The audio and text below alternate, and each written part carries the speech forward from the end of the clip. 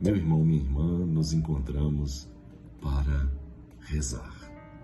Nos encontramos para meditar neste domingo sobre a festa do batismo de Jesus. É isso que a liturgia de hoje nos traz.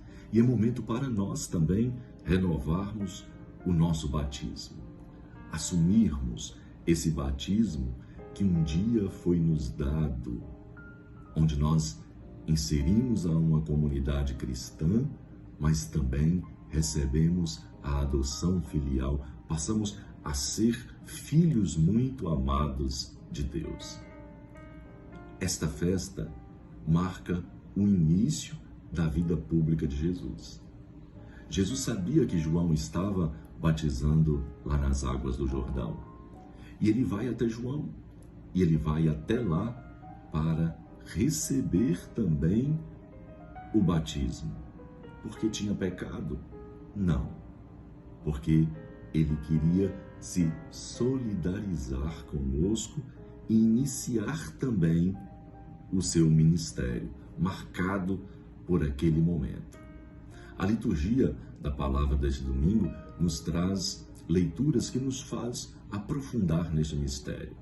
Na primeira leitura do livro do profeta Isaías, no capítulo 42, fala de um servo misterioso que foi enviado por Deus à humanidade para instaurar um reino de justiça e de paz. Esse servo já foi visto pelos primeiros cristãos como prefiguração daquele que seria e que foi o servo sofredor que carregou no madeiro da cruz os nossos pecados, nos salvou, nos remiu pelo seu sangue derramado na cruz e nos deu a possibilidade de sermos chamados de filhos também de Deus Pai. A segunda leitura narra o batismo de Cornélio.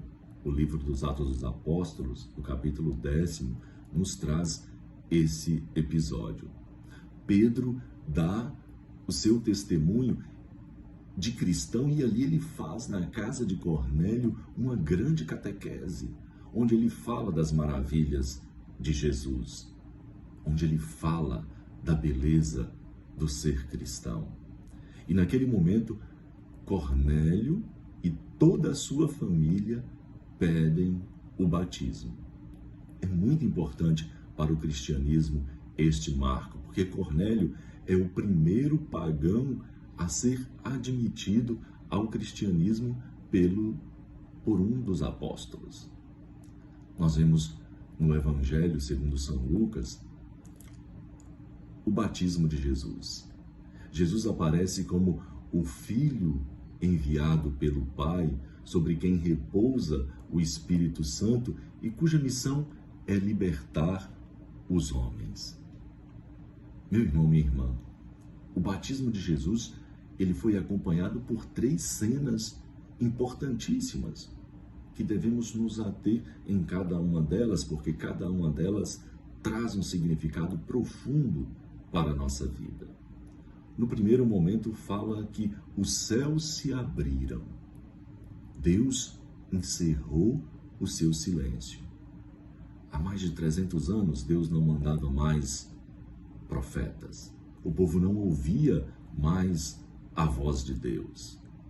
E nesse momento do batismo de Jesus, Deus abre novamente seu coração e voltou àquela proximidade com os homens. É o momento da reconciliação entre o céu e a terra, a reconciliação entre Deus e a humanidade. No segundo momento, o Espírito Santo desce suave como uma pomba e pousa nos ombros de Cristo. Nós relembramos aquela cena do dilúvio, quando o céu estava fechado, quando havia acontecido aquele silêncio, somente Noé com a sua família e os animais. Então aparece aquela pombinha com um ramo de oliveira, trazendo o sinal de que a paz foi restabelecida. Deus novamente fez paz com os homens. Voltou a amizade, voltou o relacionamento de proximidade.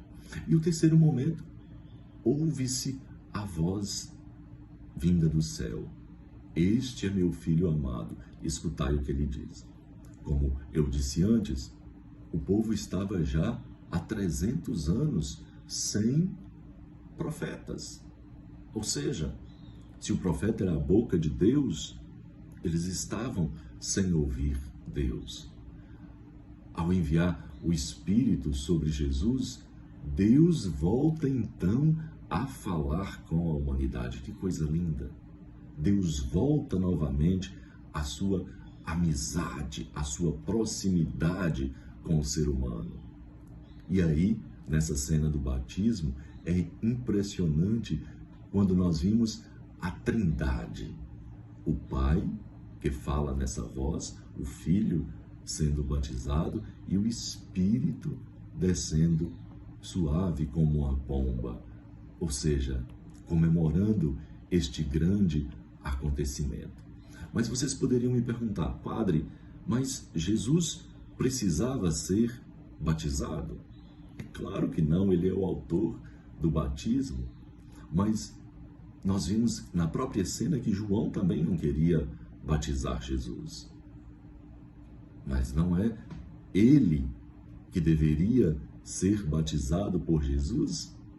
Mas Jesus queria mostrar que a sua atividade, que estava iniciando naquele momento, seria a continuação daquilo que João Batista já havia anunciado. João Batista termina o seu ministério, logo em seguida nós vemos a sua decapitação, a sua morte pelo rei Herodes, e Jesus começa o seu ministério. Se a gente comparar os sermões de João Batista e os primeiros sermões de Jesus Cristo, a gente vê que tem uma semelhança muito grande. Mas o que era esse batismo que João realizava no Rio Jordão? Não era um sacramento. Os sacramentos, eles foram instituídos por Jesus Cristo. O batismo de João era um rito de iniciação a uma comunidade messiânica, onde as pessoas, ao serem batizadas, elas renunciavam ao pecado, elas convertiam-se a uma vida nova e passavam a integrar aquela comunidade que estava aguardando a chegada de um Messias. Era a antecipação do batismo cristão, que não era somente em água, que não era somente para conversão, mas que era em água e em fogo, no Espírito Santo de Deus. Poderíamos nos perguntar, o que o batismo significa para nós cristãos, para nós católicos? Talvez nós saibamos da importância e da necessidade do batismo. Quando a gente vai lá no Evangelho de João, nós ouvimos aquele diálogo com Nicodemos, e Jesus afirma: só se salvará quem renascer da água e do Espírito. Na ascensão, quando Jesus volta para o céu, ele recomenda aos seus apóstolos: ide e batizai em nome do Pai, do Filho e do Espírito Santo. São Paulo resumia as obrigações e as esperanças de todos os cristãos, dizendo: pelo batismo nós fomos adotados como filhos e filhos muito amados de Deus. Nós sabemos o que realiza na pessoa o batismo? Vamos nos relembrar lá de nossa catequese.